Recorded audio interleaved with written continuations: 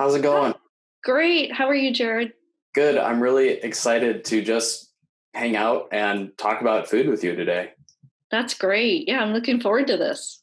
And we're going to be talking about something that is kind of new to me, where we can find food in local areas, and also something that's not new to me, just appreciating food. Yeah, Sweet. yeah. What's Two of come my to big mind is like, passions. what is your favorite local cuisine where you're at? Can you tell the audience where you're at and what your favorite local cuisine is? Sure. I am based out of Pittsburgh, Pennsylvania. And Pittsburgh has an incredibly rich food history here. It's very ethnic. And I would have to say it's Italian cuisine. That's kind of my favorite. My favorite food probably is wedding soup. Wedding soup? Wedding soup. Yeah. I've never heard of that before. I hadn't until I moved here, but yeah. So it's a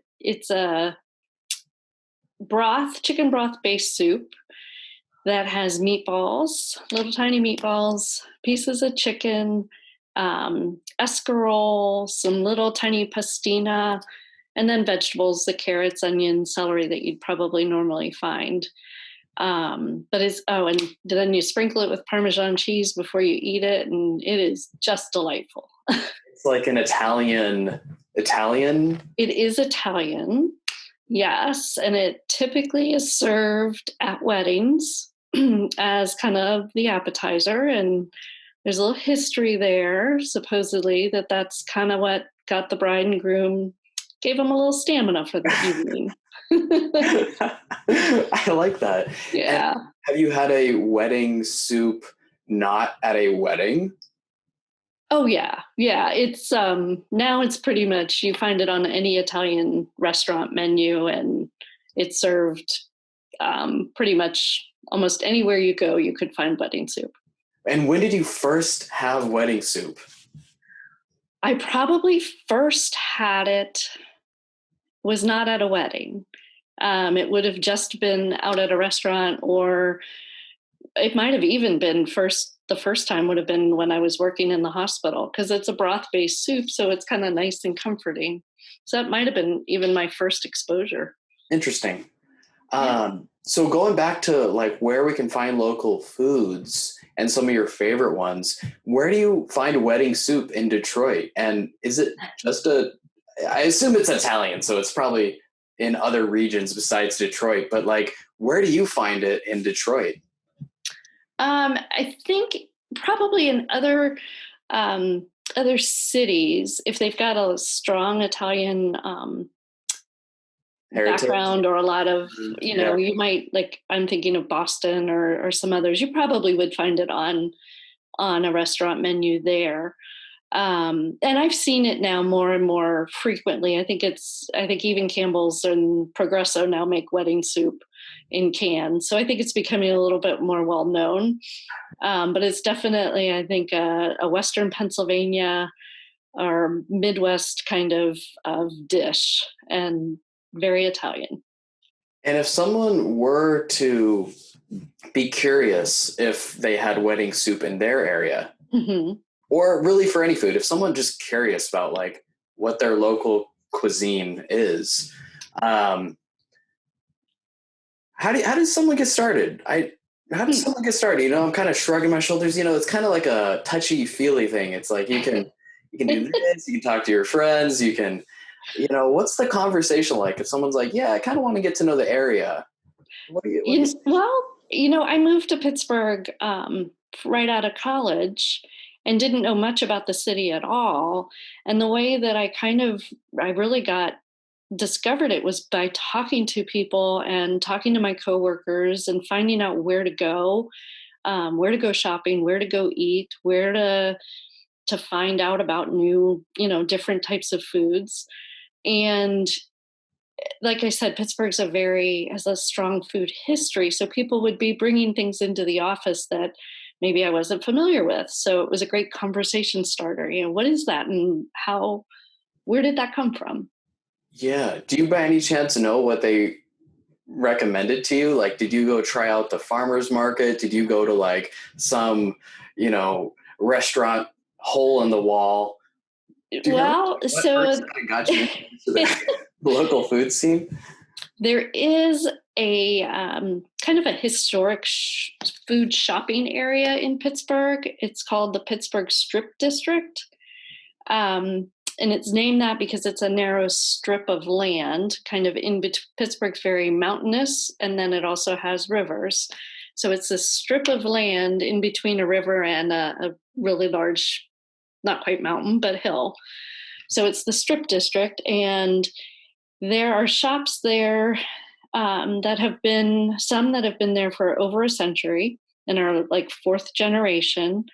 Very ethnic. So there are Italian food stores, there's a Polish food store, there's the fish market, um, the sausage company. They're very unique stores, and you can find almost any ethnic food that you might be looking for. Lots of different Asian stores. So it's a very rich area and a great place to go shopping. And that's really where they probably led me first to kind of go and discover a little bit more about Pittsburgh. That sounds really cool. I can just imagine like learning about that area and Yeah. then having some sort of meal there and then being able to not only eat the wedding soup or drink the wedding soup, but to know that this is like a fourth generation thing, that this strip of It's land in between the mountains has been there. People have sat on the same chairs as you. it's a Adds real something. It adds like salt. It adds Yeah. something to the meal. It definitely that atmosphere really adds a lot to the flavor of the food. I think it's kind Yeah. of, if you ever have a opportunity to go to like Pike Place Market in Seattle and go What's shopping that? there. Same thing. It's a big outdoor kind of big market area that has a lot of history behind it. Gotcha. That's kind Yeah. of what this is. Yeah. I'm thinking about Market Square in San Jose where I'm at, Okay. and it's been there for. It used to be a mission or something like the Mm. architecture was very old fashioned, and I think they refurbished it into like a cultural center. So it's got like Mexican food, Chinese food, I mean, European food, every type of food. And then there's dancing, there's like live music. And Yeah. Fun. yeah, Yeah. I want to Yeah, know more about the I think history you of can find places like that in a lot of cities, and I think that's a really great place if you're interested in food and history and culture of your city. I think you can learn a lot about it by going down and experiencing those market areas, and talking to some of the people who live and work there. absolutely. Yeah. And when did you first start getting into, we'll say, food appreciation? How do you want to say it? Into food appreciation? Yeah, kind of like the Um, history, like I guess the food hmm. history. That's a very unique aspect I think that you're passionate about. It is. And I'm not sure when I really started to get interested in it. I've always been interested in cooking and in food and learning about it. Um, so I think it's just something that has I kind of remember developed. you had those fascinating recipes that you showed me with the sour donuts and Yeah. the asparagus. And Yeah. the sour donuts they were from, was it They, it was like yeah, in the 1800s or something like that. I believe so. So the story with that is my father's cousin sent me and apparently some other people this old recipe that she found among her things. And it was a recipe that my great great aunts, I guess, used to make. I think it's great great. Was it Um, called sour donuts? That seems like such a weird name to me. they Like were called, yeah, sour milk donuts. sour milk donuts. And they would make them, her story was they would make them after church every Sunday. Um, and, she sent them to me with a Xerox copy of the actual recipe, which was on a piece of brown, aged paper, handwritten. You could barely read it. So it was really fun I got it completely out of the blue, didn't expect it. It's a recipe that my ancestors used to make that I never knew anything about. I asked my dad, he kind of vaguely remembered maybe once having them, but um, so it was fun to That's try. crazy. Did she get it was she rummaging through the attic one day and stumbled upon it, or? Well, I think she was in the process of moving, and just for whatever reason at Christmas time decided to send it out to a bunch of people as kind of with a little note in it. But it was, Imagining, I can see my grandma's handwriting in my head right now, and it is very cursive, like very, elegant cursive. Yeah. That was the recipe, the handwriting on the recipe. That's the way I looked at it. And it just really was, it was cool to get. It was really fun to try. I tried it over my holiday break, and I was able to, had some time. I was able to make it. I don't usually fry foods, so that was kind of a fun thing to try. You wrote about that article. I'll link to that article down below if anyone's interested in reading about it. Okay. I remember reading it, and there was something about cutting out the holes in the donuts that was harder than you thought, or you could add more eggs or something because their flour or something wasn't it was a different climate or. Well, sizes back then were probably different than what, measurements were probably slightly off. I don't know. I used large eggs. They maybe back then, smaller eggs. Exactly. Did it still say a cup, or was it yeah? Okay, it said a cup. No, it had it had some measurement. A dash of salt, a handful of flour. Yeah, at least had something. But and I didn't, I don't have donut cutters, so I kind of had to do some stuff by hand, but it worked. A donut cutter.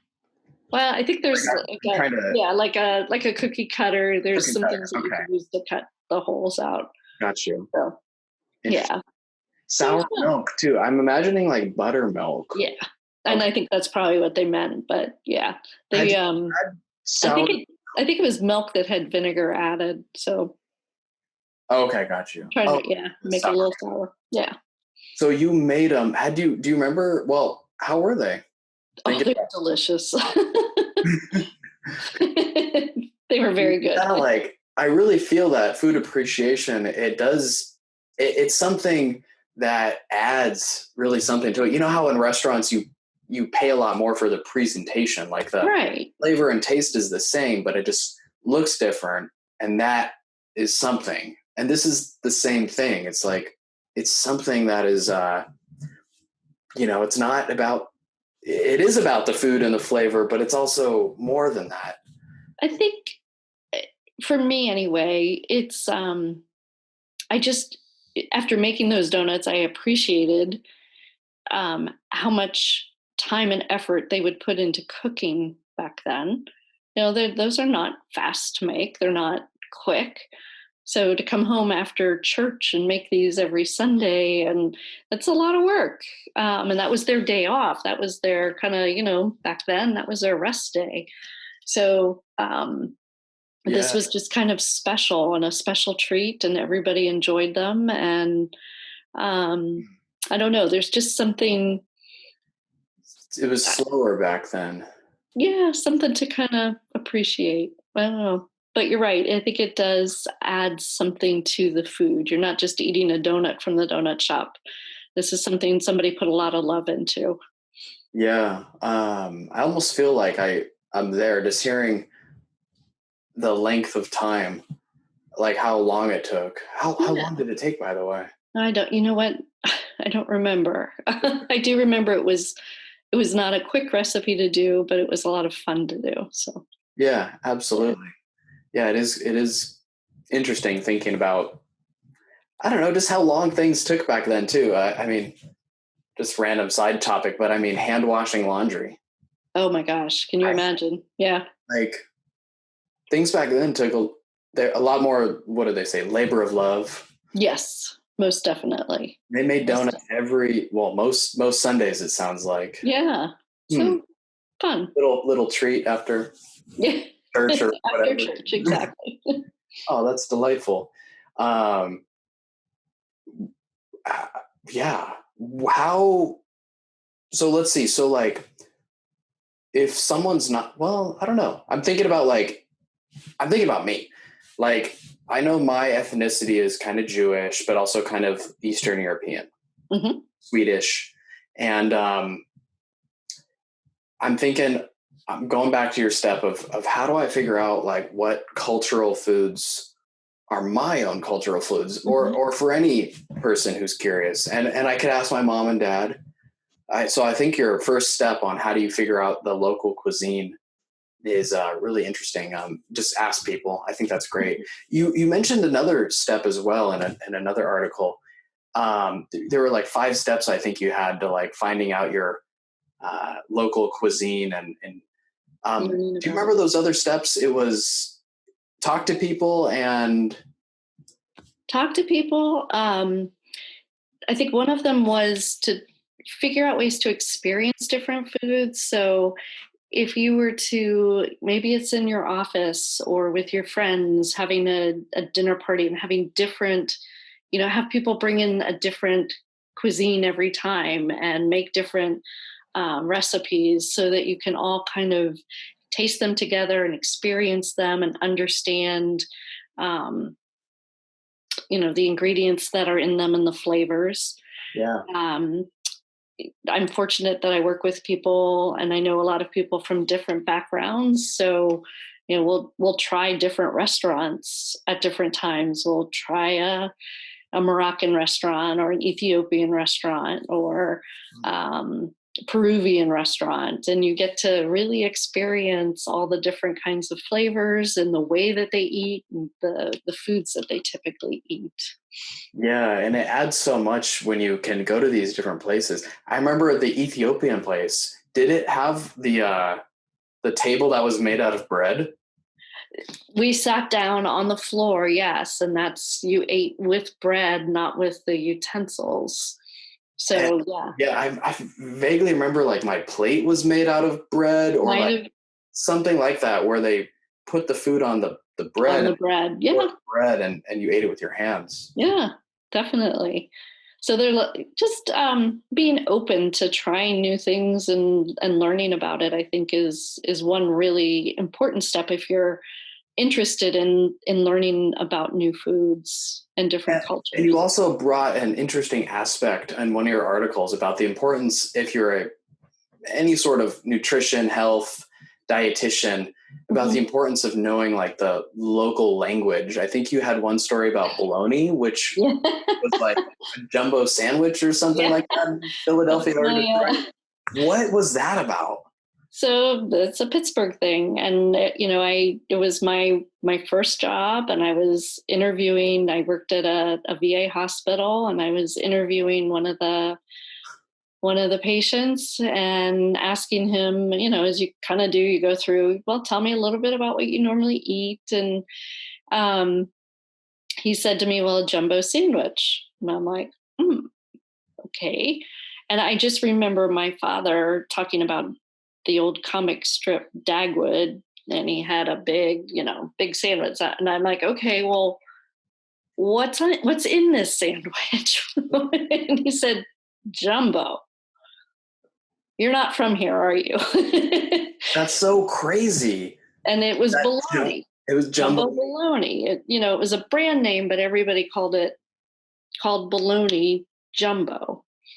Um, and that was kind of, I think maybe that was one of my first clues that I really needed to understand the area I was working in and the people and what they ate if I was really going to be able to help them.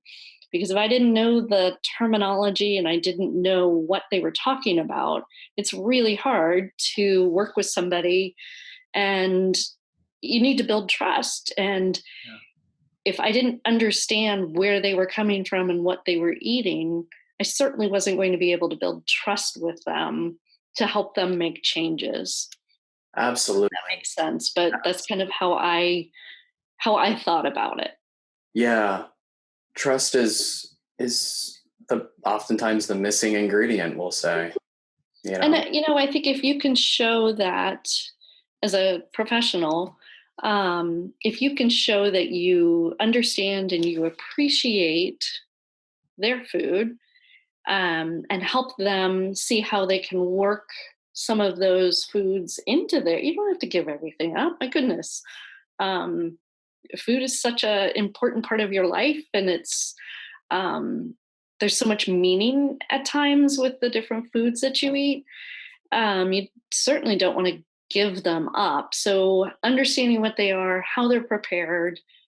Um, I feel like so a that lot you of, can, we'll yeah, say, diet or nutrition advice these days kind of neglects, your your cultural associations and ties with foods. I think a lot. Like it's like Yeah, don't eat rice, right? Sometimes you hear that, like, oh, white rice is demonized. right. But I know, for Asian cultures, that white rice is you know, it's a That's yeah, a staple. That's what they know. That's what the many people, generations have that's known. right. That's what they build their meals off of. So, okay, you don't have to give that up. My goodness, let's figure out how we can make this work. Let's figure out, do we maybe just use less of it? How can we work with that and get that in so that you're not giving up something that means a lot to you? Because nobody's going to be successful if they have to give up something that you're just going to be miserable. And that's not how I think people should feel about food. Oh yeah, like I mean, that's one of the eating enlightenments Yeah. that I think is really important. You got to connect Right. your food. There has to be some heart in there. It's not just like a logical cut and dry, you know, meal plan, 2,000 calories, and you just, logically follow it and blah, blah, blah. It's like, there's gotta be some heart. I mean, and usually I'll frame the heart and the body connection more in terms of hunger and fullness and food preferences. But I'm really appreciating right now, like, that food preferences and connection to food can also be cultural and heritage. I'm reappreciating that aspect right now. I think, yeah, I think it really is. Maybe not for everyone, but I think for a lot of people, there's definitely um, a history there that they want to be able to appreciate and continue. And you have how many years of experience as a registered dietitian? I've been practicing for over 30 years.